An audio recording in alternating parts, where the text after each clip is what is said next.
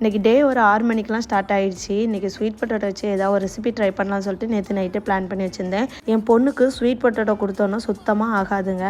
ஆனால் அவளுக்கு இடியாப்பங்கிறது வந்து ரொம்பவே பிடிக்கும். அதனால் இன்றைக்கி ஸ்வீட் பொட்டேட்டோ இடியாப்பம் பண்ணி கொடுத்துடலாம், அப்படின்னா சாப்பிட்ருவா அப்படின்னு சொல்லிட்டு வந்து இன்றைக்கி அப்படி தான் ட்ரை பண்ணேன். உங்களோட குழந்தைங்களும் இந்த மாதிரி சாப்பிட்லன்னா இந்த மாதிரி ட்ரை பண்ணி பாருங்கள், சூப்பராக சாப்பிட்ருவாங்க. இதுக்கு 1 கப் அரிசி மாவு சேர்த்துருக்கேன். தேவையான அளவு உப்பு, கொஞ்சமாக நெய் சேர்த்துட்டு 1/2 கப் அளவுக்கு சுடு தண்ணி சேர்த்து நல்லா மிக்ஸ் பண்ணி வச்சிடலாம். அப்படியே ஸ்வீட் பொட்டேட்டோ வேகிற டைமில் அப்படியே செடிகளுக்கெல்லாம் போய் தண்ணி ஊற்றிட்டு வரலாம்னு சொல்லிட்டு பால்கனி போயிருந்தேன். ஒரு 6-5க்குலாம் சூரியன் வந்துருச்சு. ஆனால் வெளிச்சம் பார்த்தீங்கன்னா ஒரு 5:15-5:30க்குலாம் வந்து நல்ல வெளிச்சமாக இருக்கும். வேக வச்ச ஸ்வீட் பொட்டேட்டோ வந்து நம்ம கையாலே நல்லா மசிச்சுக்கலாம். நம்ம ரெடி பண்ணி வச்சுருந்தா அந்த அரிசி மாவு கூட சேர்த்து நல்லா மிக்ஸ் பண்ணிக்கோங்க. தண்ணி வந்து கொஞ்சம் கம்மியாக சேர்க்கணும்.